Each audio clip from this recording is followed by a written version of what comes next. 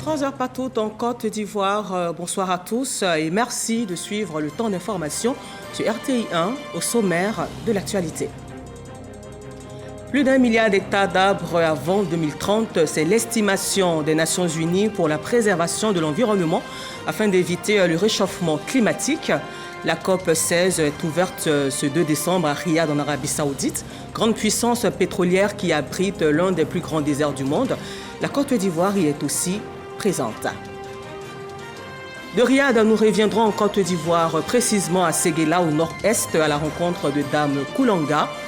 Âgée de 70 ans, elle continue d'exercer l'activité de concasseuse de pierre, une activité pénible qui exige assez de patience. Elle s'y met malgré tout, son autonomisation dépend. Et puis, hors de nos frontières, la Cour constitutionnelle roumaine a annulé ce vendredi l'élection présidentielle à 2 jours du second tour. Dernier rebondissement dans un processus chaotique troublé par des suspicions d'interférence russe en faveur du candidat d'extrême droite. La Cour constitutionnelle ordonne un nouveau scrutin. Merci à vous d'être des nôtres sur RTI 1. La COP 16 se poursuit à Riyad, en Arabie Saoudite. Panels et échanges au cours de la rencontre pour vaincre la désertification. La Côte d'Ivoire est représentée à ce rendez-vous mondial par la présidente du Sénat, Kandia Camara, et Jacques Assaoré Konan, ministre de l'Environnement, du Développement durable et de la Transition écologique, afin de tirer profit de ce moment. Kader Sogodogo, envoyé spécial à Riyad, en Arabie Saoudite. Riyad, la capitale saoudienne, est le centre d'intérêt de la lutte contre la désertification. La ville vit au rythme de la COP 16. Cette rencontre mondiale qui se tient chaque 2 ans s'est fixée comme objectif d'inverser les chiffres en termes de désertification. Tout est donc mis en œuvre pour une planète verte. Sur place, la Côte d'Ivoire a son mot à dire. Des briefings avec les ONG ivoiriennes spécialisées dans le domaine, rencontres diverses. Le ministre de l'Environnement, du Développement durable et de la Transition écologique, Jacques Assaoré Konan, exploite toutes les voies. Avec le ministre de l'Environnement d'Arabie Saoudite, qui a annoncé une initiative de 100 milliards de dollars, nous sommes allés lui dire que la Côte d'Ivoire est partie prenante à cette initiative et que lorsque l'initiative sera opérationnelle, la Côte d'Ivoire voudrait jouer pleinement sa partition. La présidente du Sénat, Kandia Kamisoko Camara, prend part au panel. Des questions cruciales comme le financement sont abordées. En 2 jours, les pays ont pu mobiliser 10 milliards de dollars pour faire face à cette problématique. Mais le secrétaire exécutif, M. Thiao Ibrahim, a annoncé que d'autres pays s'apprêtent à leur tour à apporter des contributions pour faire face à cette problématique qui a des conséquences énormes pour les pays qui sont touchés. La COP 16 se poursuit à Riyad, en Arabie Saoudite, jusqu'au 13 décembre. Ici en Côte d'Ivoire, 7 ministères réunis au sein de 2 missions étaient en face des sénateurs ce mercredi et jeudi pour leur présenter leurs besoins pour leur fonctionnement et financement pour 2025. De la santé à la cohésion nationale et l'emploi, en passant par la communication, la culture et la promotion de la jeunesse, tous ont expliqué les allocations des fonds dont ils font la demande d'adoption. Didier Nguessan et Célestin Frodo étaient au Sénat à Yamoussoukro. 4 ministères composent la mission 5, santé et action sociale.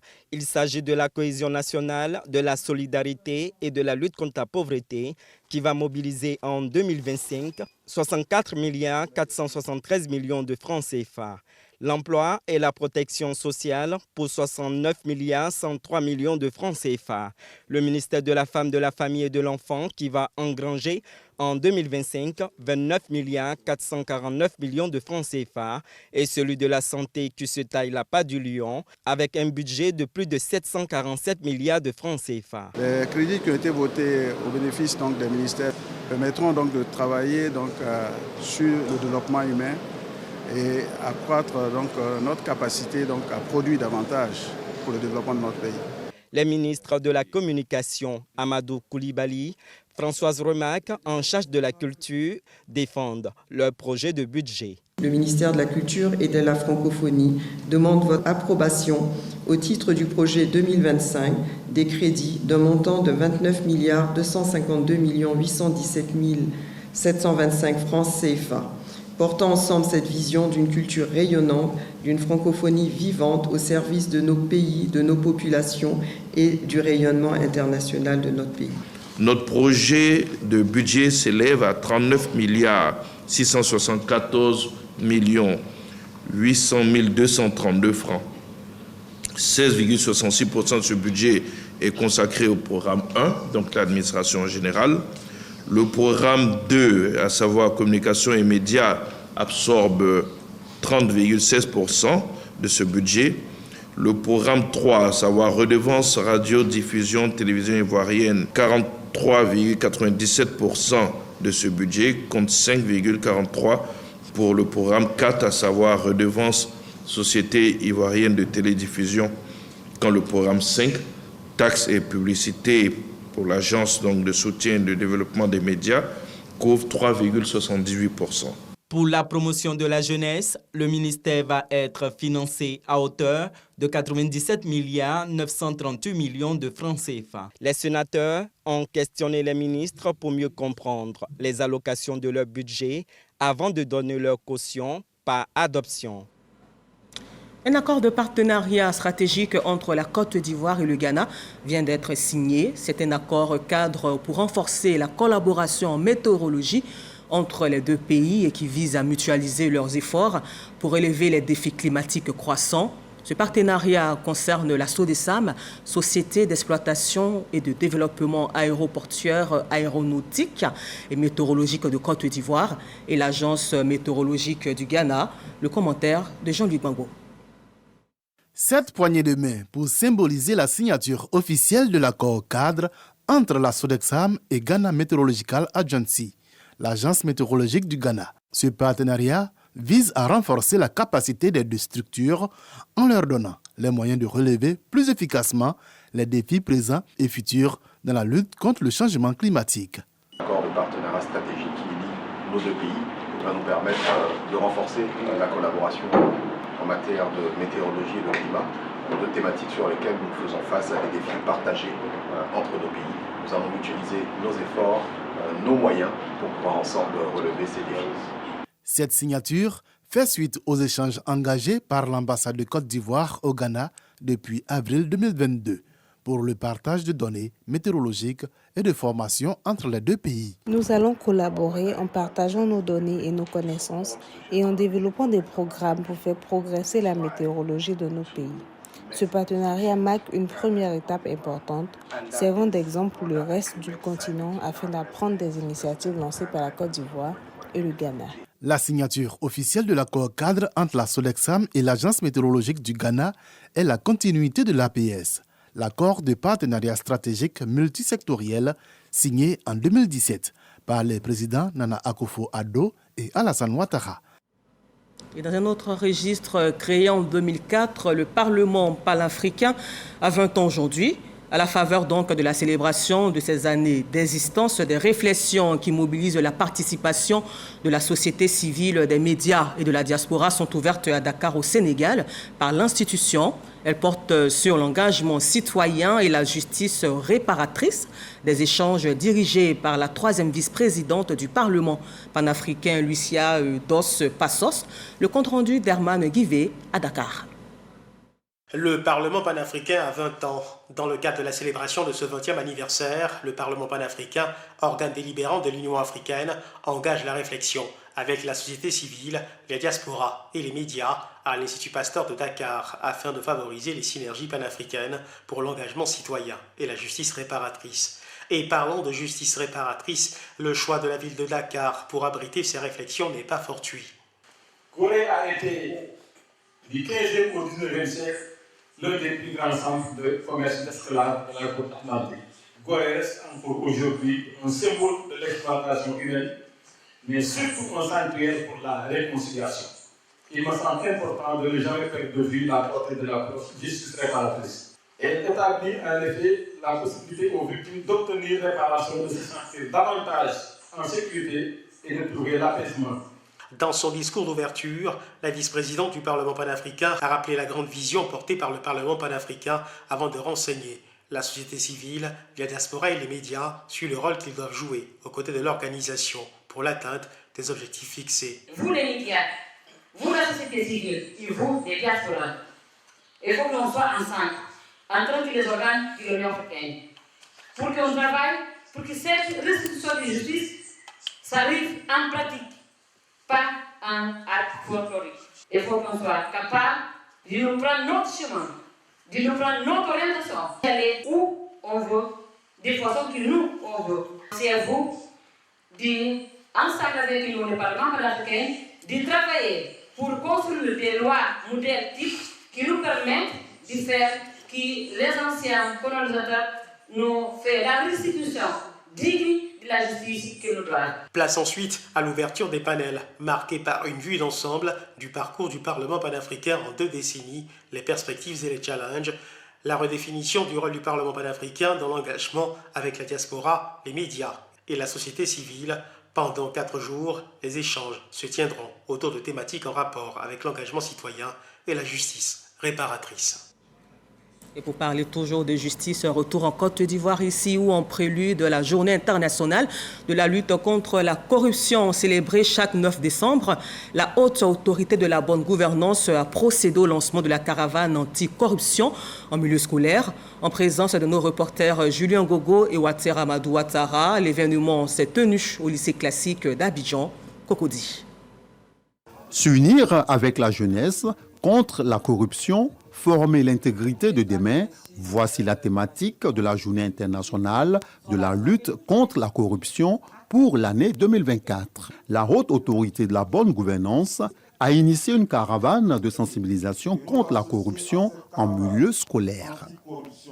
Le lycée classique d'Abidjan est donc le lieu choisi pour démarrer l'opération qui vise à enseigner l'intégrité aux apprenants. Je pense que c'est une très belle initiative du Conseil de la haute autorité de la bonne gouvernance d'instaurer cette caravane de lutte contre la corruption et surtout en milieu scolaire parce que ça va développer des valeurs pour les élèves, ça va nous permettre d'éviter certains mœurs et ça va former certains élèves, notamment dans une école d'excellence. L'administration, le corps enseignant et les élèves ont été sensibilisés sur les défis, les tragédies, les inégalités et les injustices causées par la corruption. Les jeunes gens, les jeunes filles, élèves et étudiants aujourd'hui sont les leaders de demain et il est bien que ces leaders bâtissent leur leadership et leur vision autour des valeurs d'intégrité, autour des valeurs de transparence, autour des valeurs de redevabilité.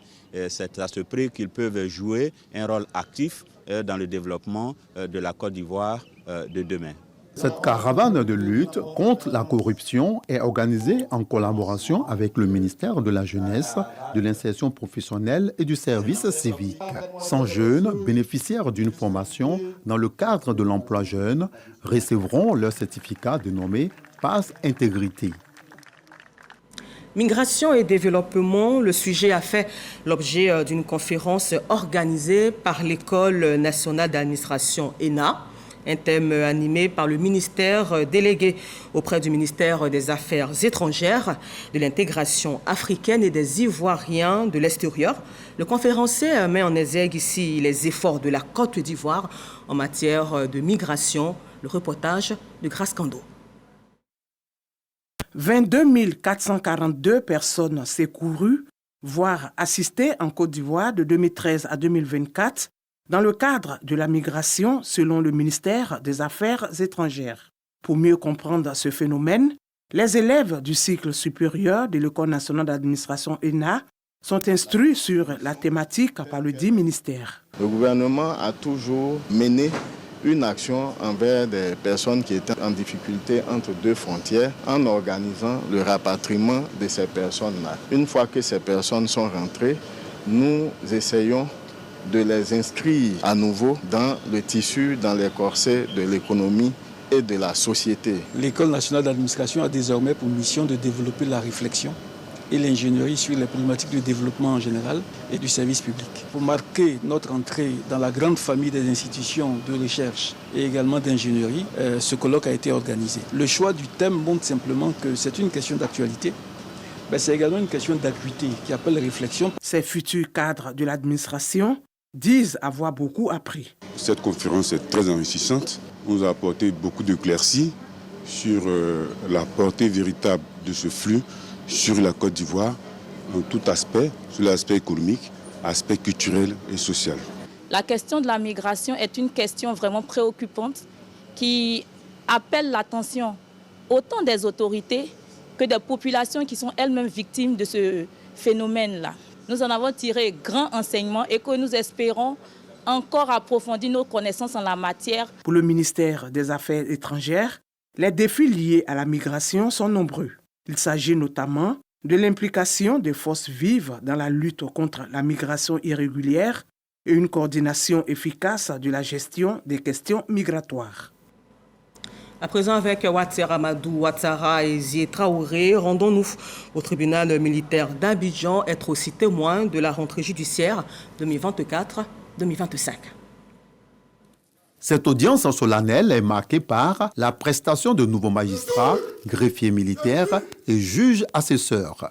Ils composent le tribunal militaire. Chers impétrants, magistrats militaires et juges assesseurs, le serment que vous venez solennellement de prêter n'est pas une simple formalité, car les règles d'éthique et de déontologie qu'il énonce renferment la quintessence de la fonction de juger, laquelle s'inscrit autour des valeurs d'impartialité, de dignité, de loyauté et d'intégrité. Pour la rentrée judiciaire 2024-2025, le thème choisi est Tribunal militaire d'Abidjan, TMA, 50 années après, bilan d'une institution au service de la justice et de la paix. Magistrat lieutenant-colonel Kouadio Konanjudi Kael, commissaire du gouvernement près le tribunal militaire d'Abidjan, partage les perspectives. La société militaire qui a prévalu en 1974 à la création du Code de procédure militaire n'est plus la même 50 ans après. Et aujourd'hui, en ce sens où nous entrevoyons énormément de réformes, notamment la réforme de la loi qui est en travaux déjà. Ensuite, tout ce qui est travaux de digitalisation, de sorte à obtenir une société militaire intègre, une société militaire qui soit garante du respect de l'état de droit. On note, au titre de l'année 2024, une soixantaine d'affaires pour atteinte aux personnes et plus de 260 infractions liées à l'éthique militaire. Témoin de marque de cette audience solennelle, le représentant du ministre de l'Intérieur et de la Sécurité, ainsi que Téné Birahima Ouattara, ministre d'État, ministre de la Défense. Et dans le secteur des médias, sachez que la première presse nationale Fraternité Matin a procédé à l'ouverture des activités de la célébration de ses 60 ans d'existence. Cette cérémonie s'est déroulée ce vendredi 6 décembre au Sofitel, hôtel Ivoire d'Abidjan, en présence de plusieurs personnalités. Pour commémorer donc cet événement, un symposium s'est ouvert sur le thème « Journalistes et multimédia à l'ère de l'intelligence artificielle ». Construire la confiance et booster la performance. Nous vous l'annoncions en titre dans la ville de Séguéla, une femme connue dans le concassage des pierres.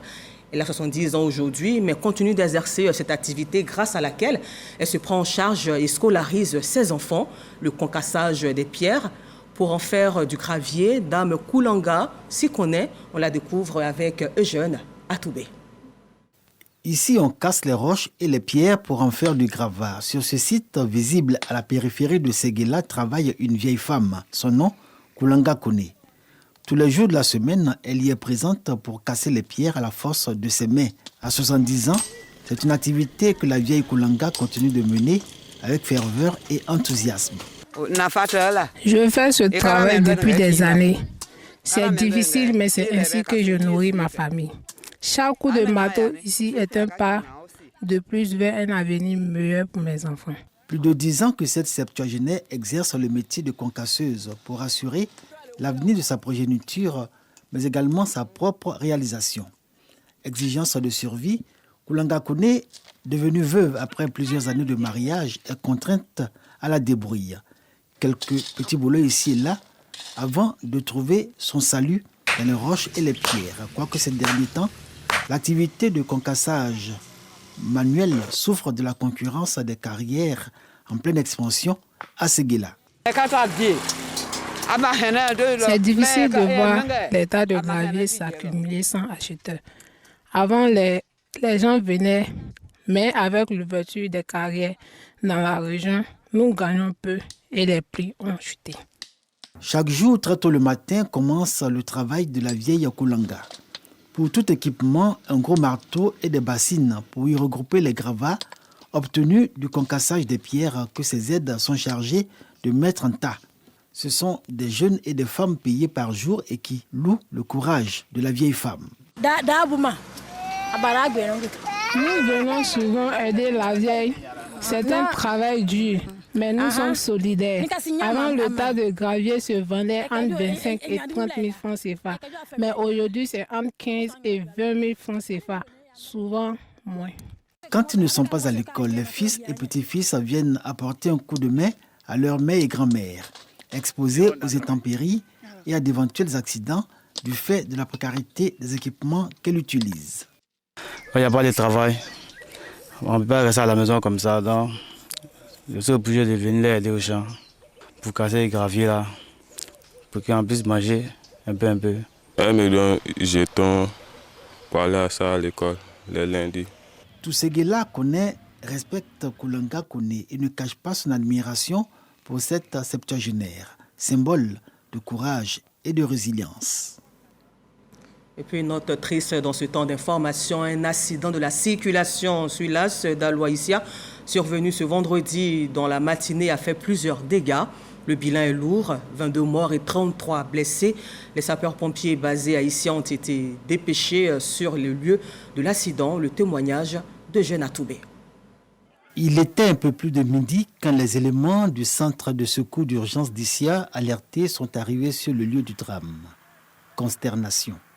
Plus d'une vingtaine de morts, dont 10 calcinés et 33 blessés, que les pompiers ont transportés d'urgence à l'hôpital d'Issia. Nous avons été alertés par le fait d'un accident entre deux voitures de transport. Vraiment, le constat est très amer. Collision de deux véhicules, Vario et Massa. Vario venant d'Issia et Massa de Bogudia. Les minutes qui ont suivi, ça a pris feu.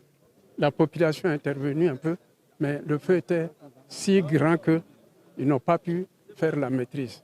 Nous avons appelé les autorités de la ville pour qu'ils envoient les sapeurs-pompiers pour sauver.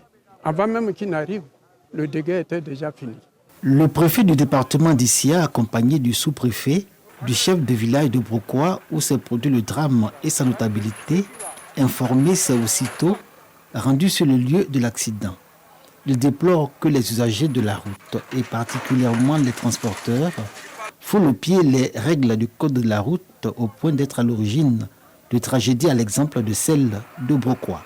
Il n'y a pas longtemps, on mettait 2 heures de temps pour arriver à Daloa sur 41 km. Aujourd'hui, nous sommes contents de voir que la route a été réhabilitée et même malheureusement, les gens en abusent. C'est le lieu pour moi de faire un appel pressant à tous les transporteurs, à tous les chauffeurs. Les différents témoignages évoquent l'excès de vitesse à l'origine de cet accident. Et ce n'est pas nouveau. L'axe Issia-Daloa en réhabilitation est régulièrement le théâtre d'accidents mortels. Et à ce propos, je vous fais à présent lecture de ce communiqué émanant du ministère des Transports. Le vendredi 6 décembre 2024, un accident mortel de la voie publique a eu lieu aux environs de 13h sur l'As d'Aloa-Issia, précisément dans le village de Brokoa, situé à une dizaine de kilomètres d'Issia. L'accident impliquant deux minicars, l'un de type Mercedes Vario et l'autre de type Mercedes Massa, a fait 2 sources concordantes. 26 tués, dont 10 calcinés et 28 blessés, évacués à l'hôpital général d'Issia. Le ministre des Transports exprime les sincères condoléances du gouvernement ivoirien aux familles des victimes décédées et souhaite un prompt rétablissement aux blessés. Le ministre des Transports a dépêché sur les lieux le directeur régional des transports en charge des circonscriptions administratives de Daloa et d'Issia en vue de recueillir les premières informations relatives à cette tragédie. Il a également instruit les services du bureau enquête, analyse, accident, à diligenter une enquête administrative et technique pour faire toute la lumière sur les circonstances de cet accident au lourd bilan humain et matériel. En cette période de décembre marquant les fêtes de fin d'année, le ministre des Transports invite donc encore une fois l'ensemble des usagers de la route à plus de vigilance dans la circulation routière en respectant les règles du code de la route. À la page santé, la Société de gynécologie et d'obstétrique de Côte d'Ivoire a ouvert la 7e édition de son congrès panafricain ce mercredi en Côte d'Ivoire. Cette rencontre de haut niveau dont prennent part 475 gynécologues et 800 sages-femmes vise à apporter des réponses relatives à la lutte contre le cancer du col de l'utérus. Franck Wadio. Mettre fin au décès maternel et néonatal évitable pour l'atteinte des objectifs de développement durable 2030 d'une part et la prévention au dépistage et au traitement du cancer du col de l'utérus pour l'atteinte des ODD d'autre part. Deux approches au milieu des échanges et des réflexions du 7e congrès de la Société de gynécologie et d'obstétrique de Côte d'Ivoire. Elles sont venues d'Afrique, d'Asie et d'Europe, 475 gynécologues et 800 sages-femmes qui entendent proposer de nouvelles offres sanitaires. Les thèmes choisis pour cet événement mettent un terme au décès maternel et néonatal évitable pour l'atteinte des ODD 2030. Prévention, dépistage et traitement du cancer du col de l'utérus pour l'atteinte des ODD 2030. Pour Pierre Demba, ministre de la Santé et de l'Hygiène publique, l'État a consenti ces dernières années 1 000 milliards de francs CFA pour l'amélioration de la prise en charge et le renforcement de l'accessibilité aux soins. En Côte d'Ivoire, 1 400 femmes décèdent chaque année, ce qui correspond à un taux d'incidence de 31,2%, alors que les moyens de prévention existent. C'est la raison pour laquelle nous invitons tous nos professionnels et nos populations à une plus grande mobilisation dans la mise en œuvre du plan de lutte contre le cancer du col de l'utérus qui a été mis en place depuis 2019 dans notre pays. Pierre Demba appelle au renforcement du partenariat pour l'éradication de ces maladies chez la femme. Face à ces défis liés au développement durable, plusieurs communications, des conférences, des symposiums, ce 7e congrès de la Société de gynécologie et d'obstétrique de Côte d'Ivoire, c'est aussi une rencontre pour présenter la nouvelle solution technologique en vue du traitement du cancer du col de l'utérus. Et pour parler tourisme, Vatel, école d'hôtellerie et de management, s'installe en Côte d'Ivoire. Elle compte plus de 50 écoles dans le monde entier. Leur mission commune, préparer les jeunes générations à construire leur avenir professionnel dans l'hôtellerie internationale et le tourisme. La cérémonie officielle de lancement pour l'installation du groupe à Abidjan a eu lieu ce samedi à Makori en présence du ministre du Tourisme, Patricia Oumou-Etia. Ce projet ambitieux, initié en partenariat avec l'Institut universitaire d'Abidjan, a pour objectif de former les futurs leaders du tourisme et de l'hôtellerie. Paul Dazma, directeur du réseau international du groupe Vatel, a souligné l'importance stratégique de ce lancement pour l'Afrique en pleine croissance. Nous avons des objectifs très ambitieux de recrutement, non seulement pour la Côte d'Ivoire, mais aussi pour la sous-région. Et nous souhaitons véritablement faire d'Abidjan une capitale régionale pour l'enseignement supérieur professionnel dans nos domaines qui sont ceux de l'hôtellerie et de la restauration. Ces formations sont axées sur le management hôtelier, la restauration ainsi que sur les services touristiques, avec un accent particulier sur la qualité du service, un enjeu majeur pour l'avenir du secteur en Côte d'Ivoire. L'arrivée de Vatel en Côte d'Ivoire est également perçue comme un soutien crucial pour renforcer la compétitivité du secteur touristique ivoirien. Lors de la cérémonie de lancement, Siandou Fofana, ministre du Tourisme et des Loisirs, a salué l'importance de cette initiative.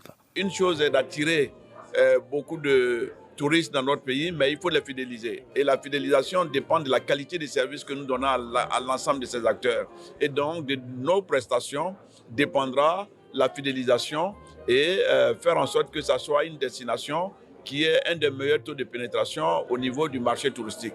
Et donc, c'est à travers ce qu'il fait et donc ils sont à encourager. Vatel en Côte d'Ivoire, c'est une première. Les étudiants de Vatel bénéficieront non seulement d'une formation de qualité, mais aussi d'une expérience internationale enrichissante.